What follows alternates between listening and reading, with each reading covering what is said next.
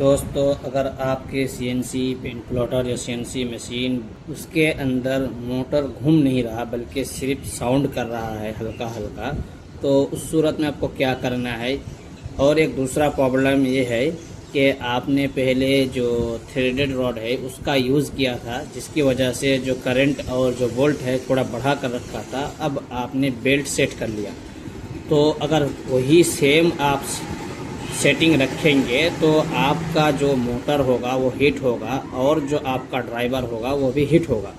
तो उस सूरत में आपको मोटर से थोड़ा सा स्मेल भी आ सकता है और जलने का खतरा रहता है, क्योंकि बेल्ट में थोड़ा लोड कम लगता है, इसलिए एम्पियर को थोड़ा कम करना है वो रहता है। तो इन दोनों सूरतों में आप जो इसके वोल्ट है और करंट है इसको कम ज़्यादा कैसे करेंगे उसको देखेंगे। तो उसके लिए आपको एक मल्टीमीटर ले लेना है और मल्टीमीटर को DC 20 वोल्ट में रख लेना है। इसके बाद आपका जो मल्टीमीटर का जो दो वायर होगा उनमें से एक को इस ग्राउंड के अंदर रखना है, यहाँ पर टच करना है, और दूसरे वाले को जो ड्राइवर है, ड्राइवर के अंदर एक स्क्रू आपको नज़र आएंगे यहाँ पर, इस स्क्रू को घुमाना है और वहीं पर टच करके रखना है ताकि बार बार आपको चेक करने की ज़रूरत ना पड़े।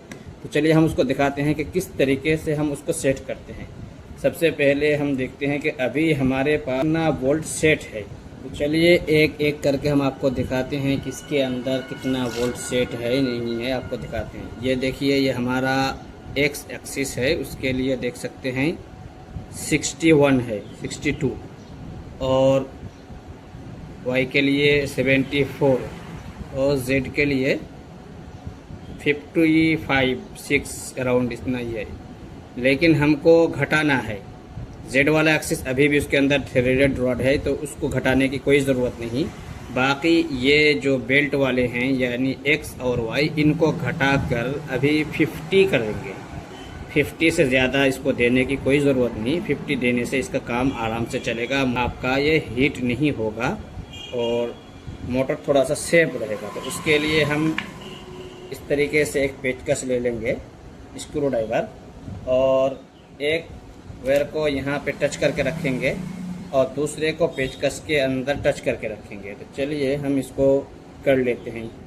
तो अभी आप देख सकते हैं कि ग्राउंड के लिए हमने यहाँ पे एक कैचर लगा लिया है, यानी जो क्लिप होती है, और उसके ऊपर जो ब्लैक वाला मेरा मल्टीमीटर का वायर है उसको हमने सेट कर लिया, और दूसरे वाले को हम इस तरीके से पकड़ेंगे पेचकस के अंदर और इसको इस तरीके से टच करेंगे। टच करने के बाद जब वहाँ पे टच करेंगे, जो एनालॉग टाइप का यहाँ पे स्क्रू रहता है इसके अंदर, तो आप मल्टीमीटर के अंदर रीडिंग देख पाएंगे। देख लीजिए, मल्टीमीटर के अंदर आपको रीडिंग देख लीजिए, अभी 7.4 है, इसको घटा के 50 करेंगे। तो इस तरीके से हम घुमाएंगे तो घटता जाएगा। बिल्कुल आहिस्ता आहिस्ता आराम से घुमाइए, ज़्यादा तेज़ मत घुमाइए।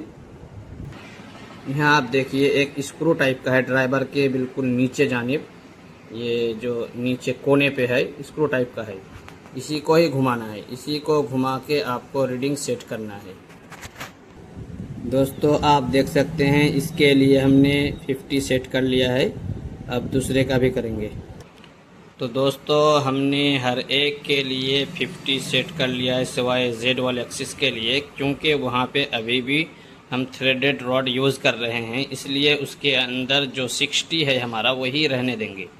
यहाँ पर 50 करेंगे, लेकिन एहतियात ये करेंगे कि जब आप इस वाले स्क्रू के अंदर आप रखेंगे ये आपका स्क्रू ड्राइवर, तो इधर उधर टच ना हो।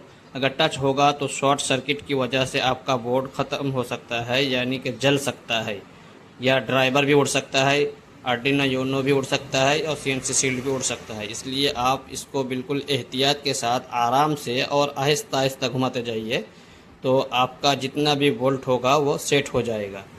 तो इस तरीके से आप इसको जब करेंगे तो आपका मोटर भी हीट नहीं होगा और अच्छे से चलेगा। और अगर आपका मोटर फर्स्ट टाइम आप उसको सेट कर रहे हैं तो हो सकता है आपका मोटर ना घूमे और साउंड करे, तो उस वक्त आपको बढ़ाना है। जब तक आपका मोटर सही से काम ना करे, या अराउंड आप थ्रेडेड रॉड यूज़ करेंगे तो 60 से 68 तक आप दे सकते हैं। और अगर आप बेल्ट यूज़ कर रहे हैं तो तो आपको उस सूरत में 50 देना है या ज़्यादा से ज़्यादा 55, उससे ज़्यादा कभी भी नहीं देना है। चूँकि लोड कम है इसलिए ये ज़्यादा हीट होगा और मोटर जलेगा।